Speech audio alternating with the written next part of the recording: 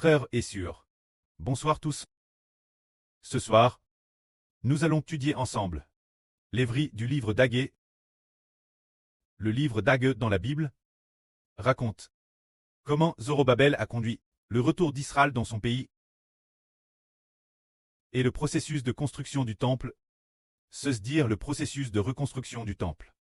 De manière inattendue, cette reconstruction du temple est une préfiguration du futur frère Eshber, construisant le temple de Jéhovah Dieu, parce que, dans le livre d'Agé, la dernière partie raconte que Dieu va utiliser Zorobabel pour faire de Zorobabel un anneau stellaire et de plus, travers Zorobabel, détruire toutes les nations. Or, nous constatons que, dans l'Ancien Testament, Zorobabel, n'est-ce pas, devenu l'anneau stellaire, et il n'a pas non plus détruit toutes les nations.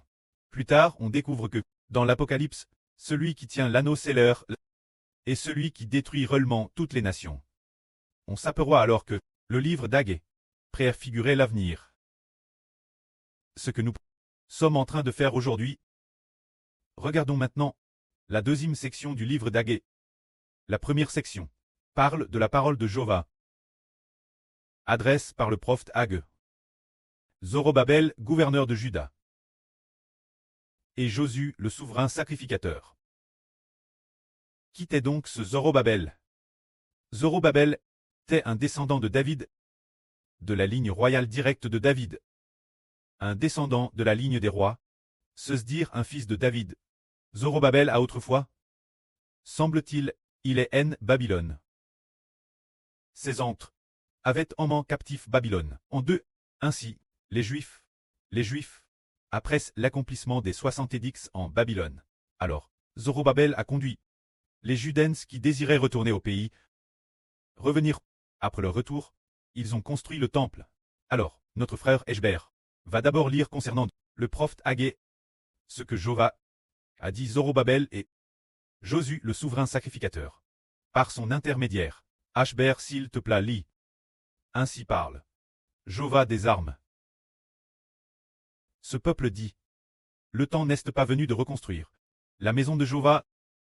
C'est dire que les gens de Helpebok pensaient tous que le moment de bâtir le temple n'était pas encore venu.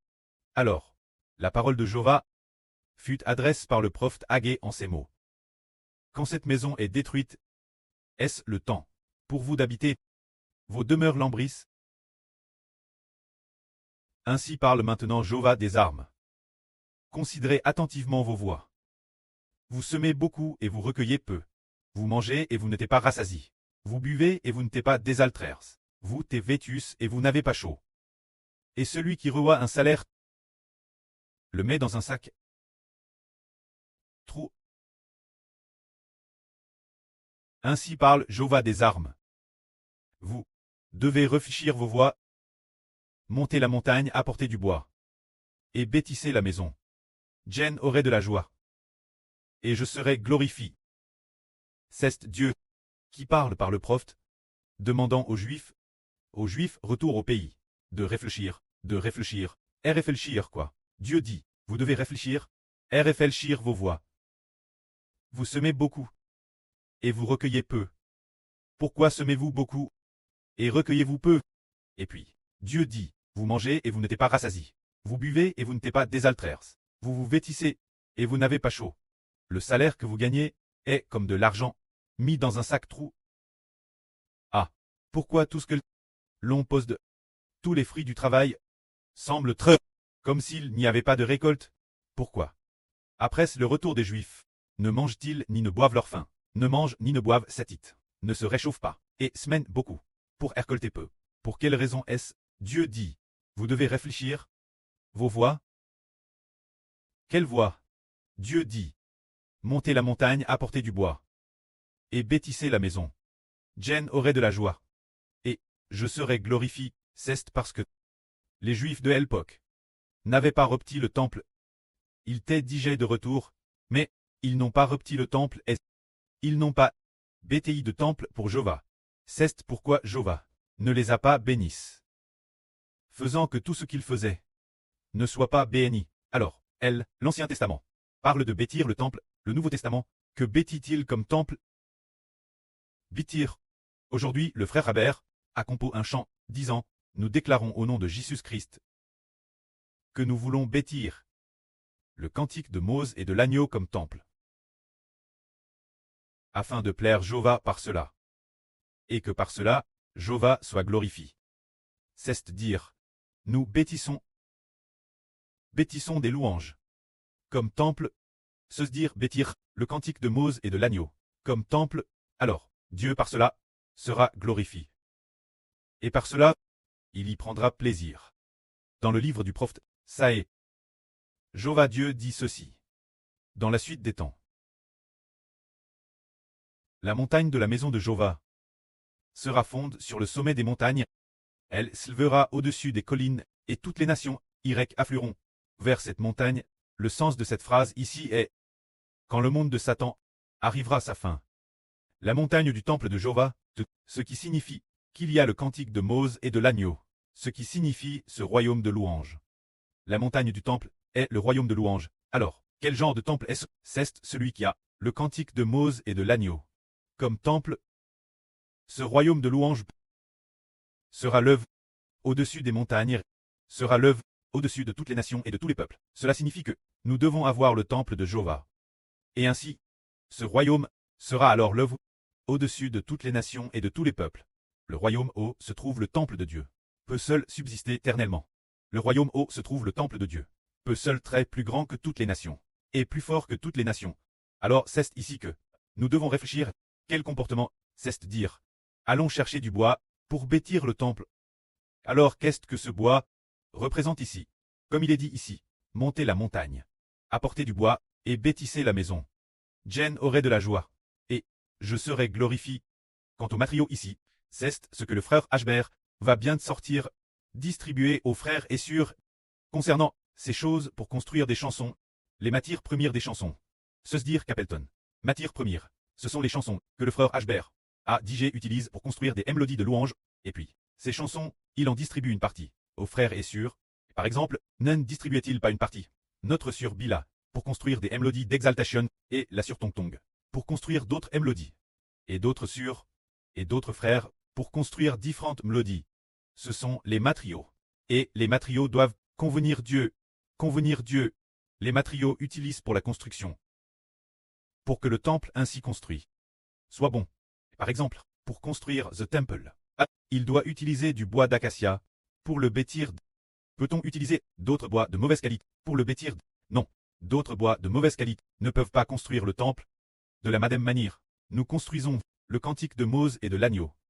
Alors le frère Ashber envoie personnellement les chansons construire aux frères et sœurs. Les frères et sœurs, sur cette base, les utilisent pour construire les mélodies correspondantes. Ainsi, les chansons que nous construisons seront plus belles, parce que ce matériau, c'est comme si nous recevions du frère Ashber du bois d'acacia. Le bois d'acacia est un TRS bon bois. Il est un bois imputrescible pendant 1000 ans. De la même manière, pour construire le temple de Jéhovah, de cette chanson.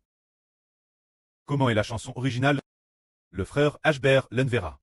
Le moment venu après, peut-être 2 ou 3 jours. Ce sera possible. Ce moment tel, le frère Ashber l'enverra la sur Jaouan. Et puis, selon le mode de distribution, selon la façon dont les frères et sœurs se sont inscrits, l'enverra aux frères et sœurs pour la construction. Ainsi, alors nous l'utilisons pour construire le cantique de Mose et de l'agneau. Afin que notre Dieu, Jéhovah, soit glorifié, soit loué et trouve son plaisir. Alors Dieu nous bénira certainement. Nous voulons dans le processus de construction du temple, ceux qui construisent de toute leur force, qui font que Dieu soit glorifié. Alors le précleste dit que le précleste est glorifié par lui. Alors le pré le glorifiera. Si le pré, nous, le pré travers nous, est glorifié, alors le pré, et il nous glorifie également. Par exemple, dans le processus de création des chansons, certaines sœurs travaillent très dur. Par exemple, les 2 grands généraux protecteurs du pays, et aussi les généraux protecteurs de la louange. C'est sûr, bien et ça, il y a aussi beaucoup de frères et de sœurs qui ont construit avec effort. Le pré est glorifié. Il est glorifié. Alors puisque le pré est glorifié travers nous, alors le pré Jéhovah nous donnera une fonction honorable, un statut honorable, pour que nous puissions aussi être glorifiés par cela. Mais, si l'on ne veut pas construire le temple, comme il est dit ici. Vous semez beaucoup, mais vous récoltez peu. Vous mangez, mais sans être rassasié. Vous buvez, mais sans tancher votre soif. On voit donc que, si l'on ne travaille pas, si l'on ne fait pas de son mieux, pour construire ensemble, alors nous donnons beaucoup, mais nous recevons peut-être TRS peu. C'est comme cette personne dont parlait le frère Ashbert. Il travaillait TRS dur. Il travaillait TRS dur son travail. Il travaillait toute la journée, y compris après être rentre chez lui. Il continuait à faire des heures supplémentaires. Son temps de travail quotidien pouvait durer de 13-14 heures. Mais le salaire qu'il recevait, et puis, partent, le loyer et la nourriture, en dehors des dépenses courantes, il ne lui restait pratiquement plus rien. Et il devait beaucoup de dettes bancaires. Ainsi, plus il travaillait dur et désespérément. Plus il travaillait désespérément, c'était comme semer des graines, sème beaucoup, mais sans récolte. C'est un peu comme faire de grands efforts pour gagner de l'argent, mais c'est comme mettre cet argent dans une poche trou. Cela signifie que ce qu'il a fait n'a pas plus Dieu. Le temple de Dieu est en ruine. Évangile du royaume de Dieu. Personne ne le prêche, il ne se soucie que de ses propres affaires. C'est pourquoi Dieu ne bénit pas. Tout ce que l'homme fait est maudit par Dieu, sans recevoir de bénédiction, tout comme Adam, qui ne voulait pas servir Dieu. Alors la terre a été maudite cause d'Adam. Adam cultivait la terre, mais la terre ne lui donnait plus sa force. Au contraire, la terre a produit des pines et des ronces, rendant le travail d'Adam pénible. Travaillant dur, pour avoir peine de quoi manger. Ainsi nous comprenons que nous devons bâtir le temple, pour que Dieu soit favorable envers nous. Alors, le prêtre dit ceci. L'Éternel dit, vous espriez beaucoup, et voici, vous avez eu peu. Ce que vous avez rentré chez vous, je l'essouffle. Pourquoi? Le commandant des armes, Jova le déclare, parce que mon temple est en ruine, tandis que chacun de vous s'empresse pour sa propre maison, s'agite et s'affaire, c'est pourquoi, cause de vous. Le ciel a retenu la rose, et la terre a retenu ses produits.